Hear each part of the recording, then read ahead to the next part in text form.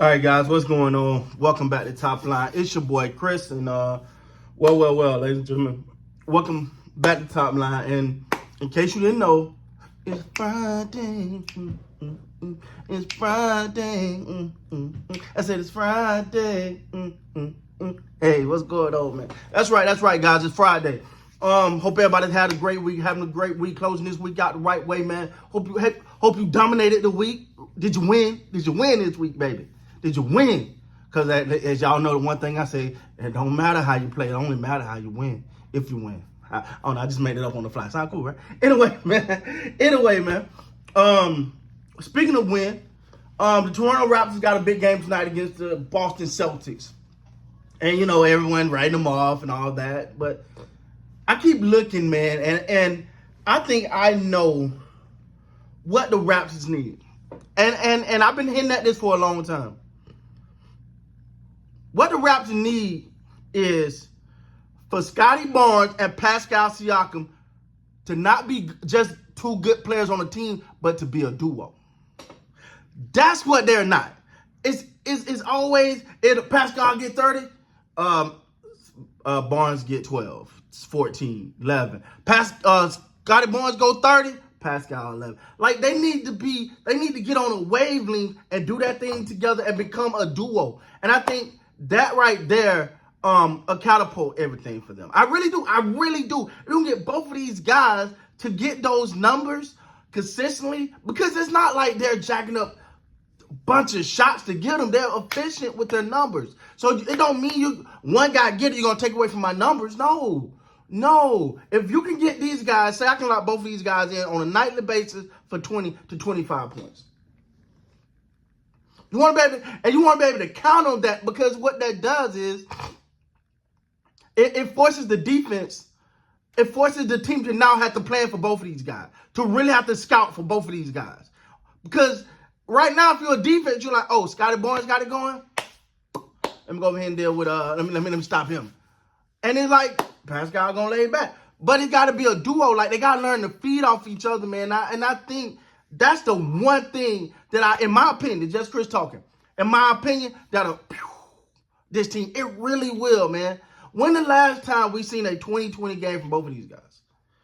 Like when I say 20-20, I mean Pascal get 20, Scottie Barnes get 20, at least. Like when the last time we seen that? It's been a while. They always seem to balance each other. And that's good. That's a great team. But when can you do it? Can you do it together? Then you become then you start with the defensive prowess, and we're gonna get to OG in a minute. But then at that point, you will see another level. You will see this team start hitting that other level. And it doesn't mean that you're taking away from anyone. But it don't feel like a balance in that. And that's the one thing, y'all know, I'm a Scottie B fan to the end. Y'all know, when it comes to Scottie Barnes 850, baby, you already know. You know what I'm saying? Florida State. You already know, baby. Anyway, but I'm a little biased there. No, I ain't gonna lie. Y'all know I don't lie when I'm biased. But at the same time, do I really believe that? And if you can't get that, then what's your solution? See, what you're noticing when it comes to the Raps, I'm noticing this right now. Because, you know, during the summer, it was all trade this person on the trade. Oh, that. I'm going to tell you somebody whose stock right now is out of here. OG Anunoby, baby. His stock is going out of here because that team don't look the same without him. They don't look the same. We can say what we want, but they don't look the same. Because what we don't realize, what we realize now with OG out of the mix is that he was that plug in between. So Pascal go get you 30, Barnes might get you 14, but OG gonna slide 15, 20 in there. So you don't see it. But OG out, you see, and then he was by far their best defensive player. So OG right now, he's looking back going, yeah, I'll be back soon. But because right now when I look, they say he's a game time decision, so we'll see. But when you look at OG sitting back like, yeah, well, I signed for that contract because I'm gonna need a big payday. Oh man, OG stock is out of here, man. His stock is riding, and you're seeing how important he is to this team. But I think if Pascal and Scottie Barnes could become that duo, right? That duo that, hey, you know what? We're gonna do it together. We're gonna do it together. And that's one of the reasons, because people always say, why you always harping for one? Because they're not a duo. They don't, it's not like, they're saying, all right, cool, I'm gonna say this. If Scottie Barnes gets it going, right? Let's say he's cooking. He's cooking. Tell me the last time a player has cooked for an entire game. So even though he's cooking, you're still supposed to be able to get Pascal involved too. Keep him going. That's why you see a lot of these great players. When you see a lot of the greats, they put emphasis on getting their guys going. I know I can do mine. I got me, baby. But just get the other guys going too, because I'm going to need those guys, and I want them to be engaged. See, what happens is when one person get going, you see this happen a lot. One person get going and he's cooking.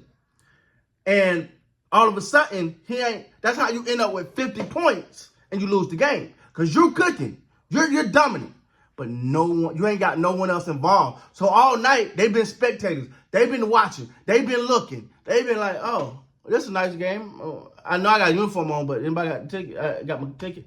They just came to watch. So now, when you need them to get a bucket because you can't score them all by yourself, they cold. They cold in polar bear butt. That's why when you look at, and I say this about a Jason Tatum and Jaylen Brown, because they're playing tonight. They playing them tonight. They seem to have that yin-yang effect, because I've seen times where Jason Tatum didn't have it going for a while. Jaylen Brown stepped in, pop, pop, pop, pop, pop, and then that thing Jason Tatum back up, pop, pop, pop, pop. Now you got to try to stop both of them, and it's virtually impossible.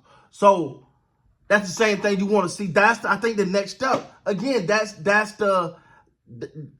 hard, because I feel like the raps between Scottie Barnes, Pascal Siakam, OG Anunoby, one of these guys ain't gonna be here come next year. You got to make a decision.